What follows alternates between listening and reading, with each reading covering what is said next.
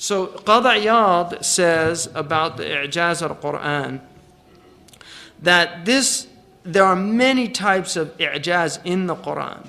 And he says there are four major areas, but one thing is the husnu ta'lif والتئام كلمه وفصاحته ووجوه إيجازه. It's the way that it's put together, the syntactical structures of the actual sentences.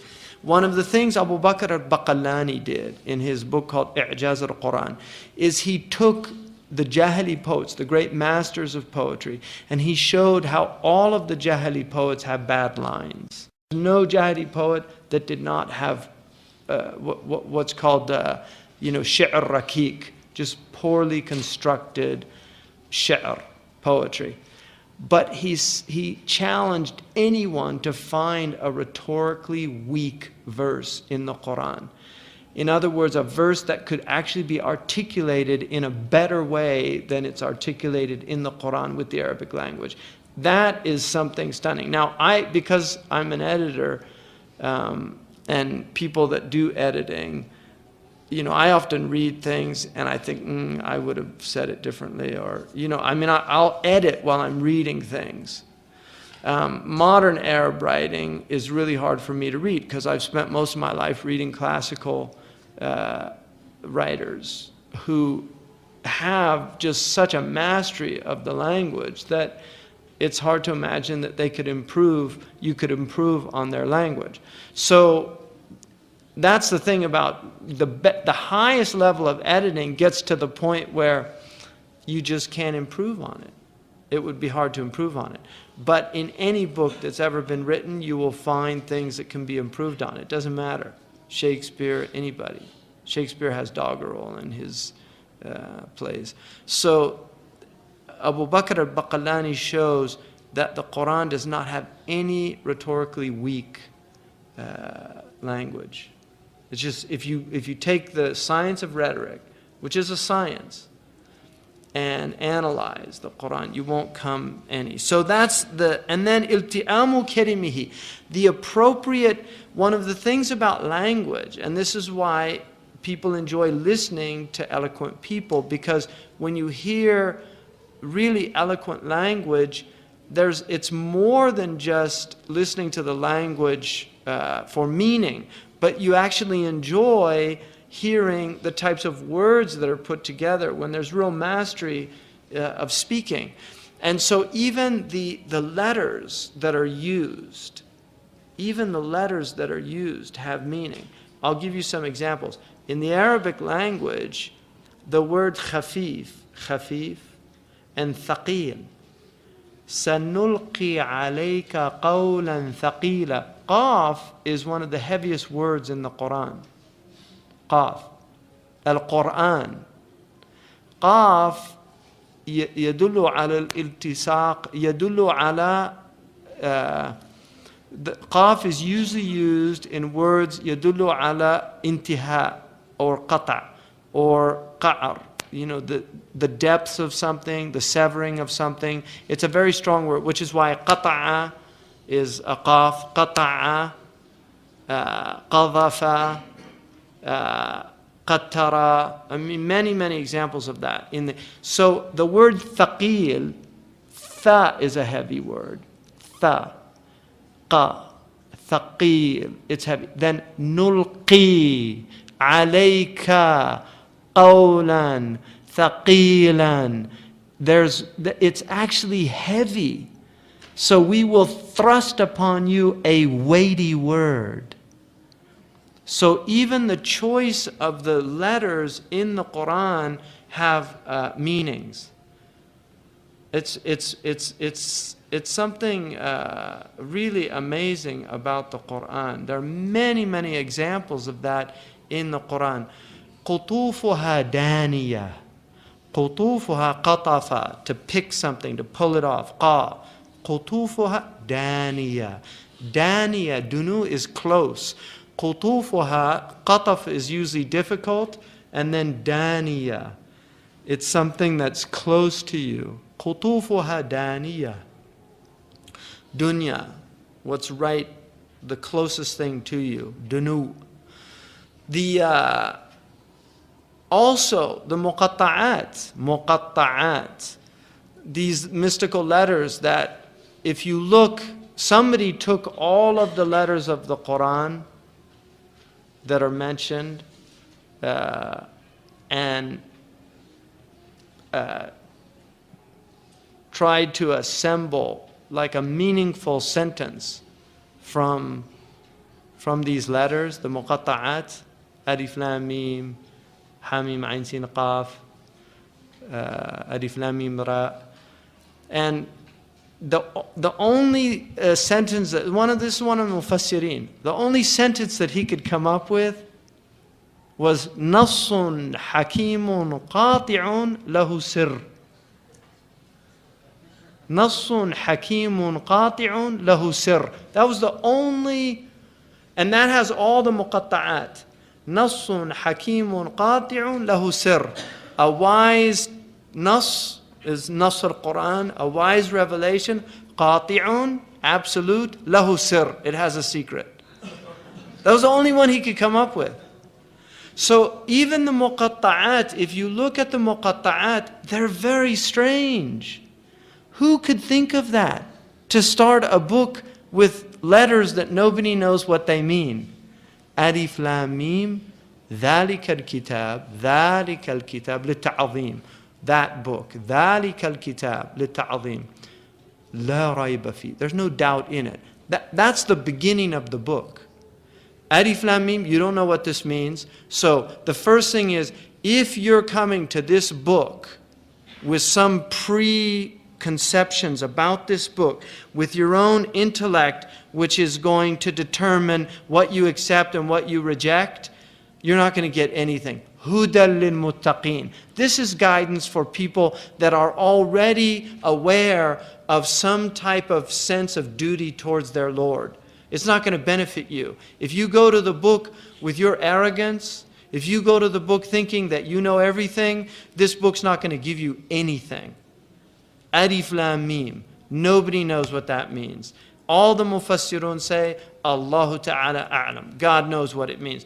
One of the things that we do know is that letters in English, in modern linguistics, phonemes are meaningless. Phonemes. They're meaningless. We don't believe that. We believe that even letters have meaning, we just don't know what they mean. But we believe they have meaning. In other words, it's meaning all the way down to the phonemes. And the first language, which was probably called Syrianiya, was a language of just phonemes put together, like ba, boo boo, ga ga, which is why babies speak in the initial, which is called doubling. In linguistics, this is the thing humans can do that animals can't do. We can put phonemes together and make words. And we do this out of 28, approximately. I mean, some languages have less than 28 and some have more, but there's not more than, I think it's like 45 or something sounds in any given language. From these 28 letters, look what we can talk about. 28 letters. And look what we can articulate. We can talk about infinity. Infinity. Humans can conceptualize things that are even beyond our limited intellect's capacity to experience, and yet we can conceptualize them. And the highest of that is the greatest non-conceptualization, which is divinity.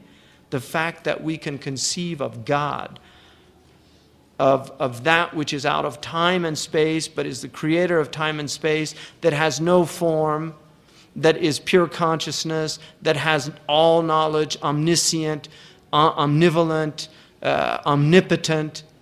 That we can conceive of Allah subhanahu wa ta'ala is a miracle, and we conceive of God through language, because without language we have no thought.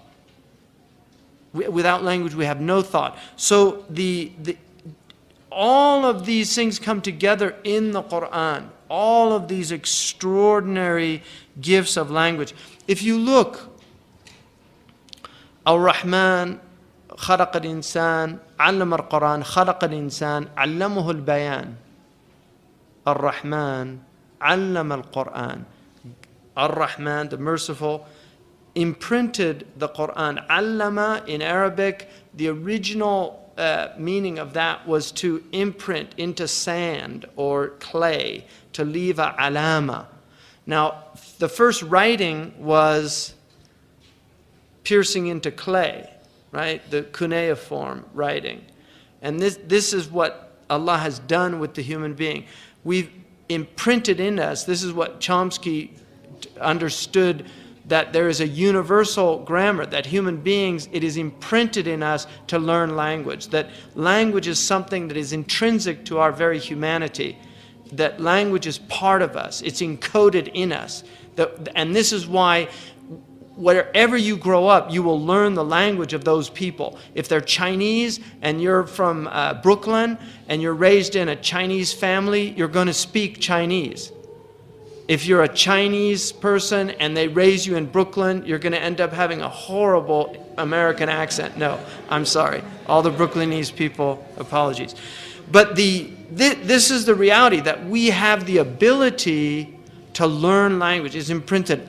Allama al-Qur'an, khalaq al-insan, created the human being, allamahu al-bayan. Imprinted in the human being was the ability to understand language. Qur'an and insan. Qur'an and insan.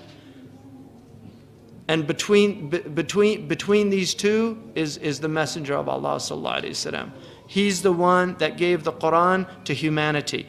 Revelation, the receiver of the revelation, and then that receiver, this is communication. This is exactly how communication works. And so the Prophet sallallahu alaihi wasallam articulated this extraordinary book, the fasaha of the book, the fact that the letters have been preserved to the degree that they've been preserved. We know exactly how the Qur'an is recited. We know how the Prophet ﷺ recited it. We know how many beats on every letter. How? This is the preservation of this book. No other book has this preservation. Inna nahnu nazzalna dhikra wa inna lahu lahafidhun. We have sent down this book and we have taken upon ourselves to preserve the book. If you go now to that matba' in Medina, subhanallah, look at what the preservation of this Qur'an. Every Qur'an that you pick up in that masjid, all those hundreds of thousands of masahif are exactly the same, with no mistakes. That this has been going on for centuries. Imam al-Qurtubi, about this verse, if you look in his tafsir, a Christian man came in Andalusia and he copied out a Bible and put mistakes in it on purpose. And he went to this Christian, and he was a calligrapher, master calligrapher, and it was a beautiful illuminated Bible. And he showed the Christian, and he said, could you read this and tell me if it's good? And this was the great scholar of the, and he read it, and he said, it's a beautiful gospel. And then he did the same with the Torah. He went to a Jew. It's beautiful. And he said, you didn't see anything wrong with it? No, it's beautiful.